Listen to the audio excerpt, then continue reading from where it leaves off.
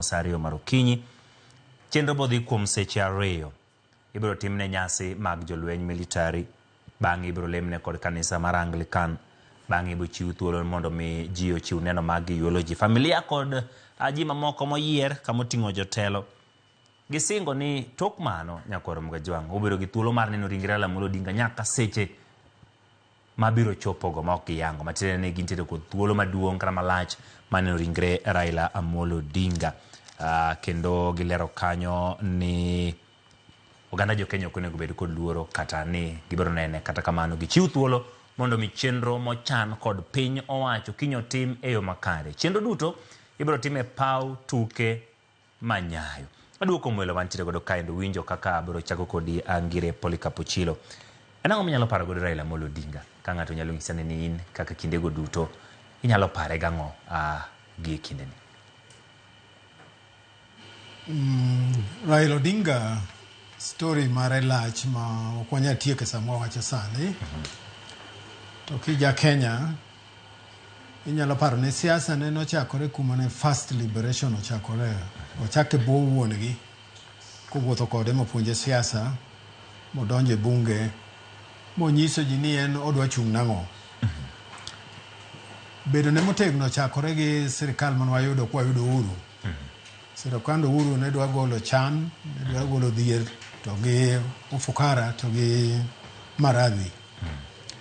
Gigi ne ok otimore kaka ne gichano. Koro nitie grup ariyo ma joma ne dwani sirikal the most conservative to mane dwani gimoko change progressive.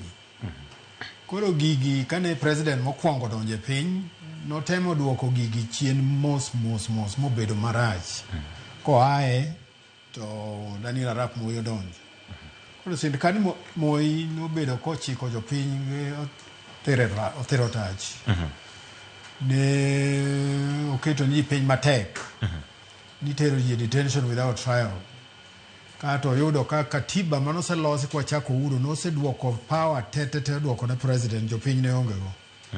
Ne oko yot ne dwaro joma thuondi.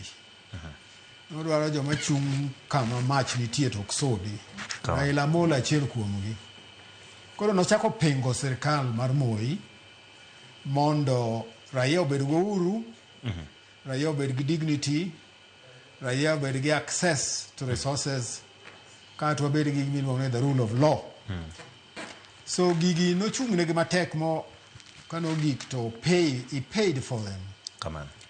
Ne omake mutwe gin mang'eny malaro chiko. Sometimes kobet self-confinement.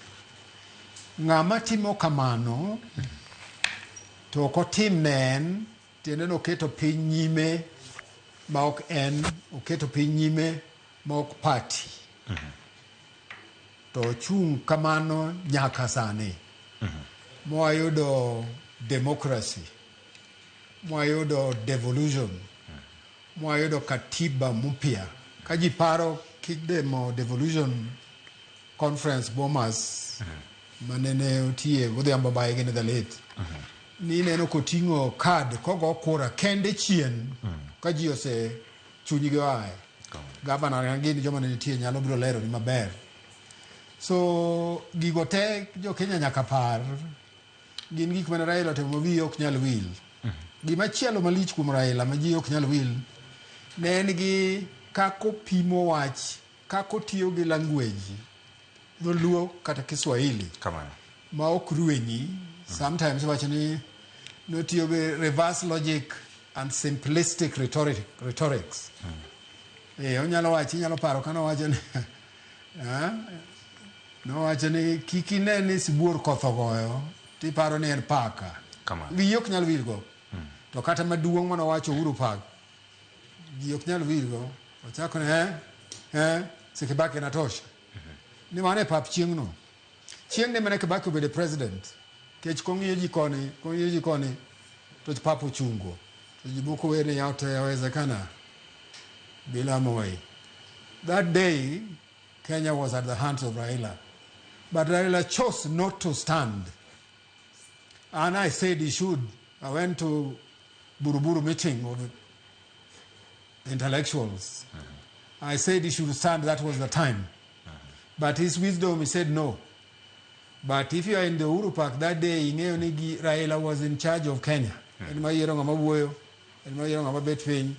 Jomano the Kashan mono those cano tieko, Jomoko no kuno the Tosamano watch a Toshano. Tosha no bait. Kato Kiduare, Katiduare, Ongamavi Yellow Will, Nitosha brought us there.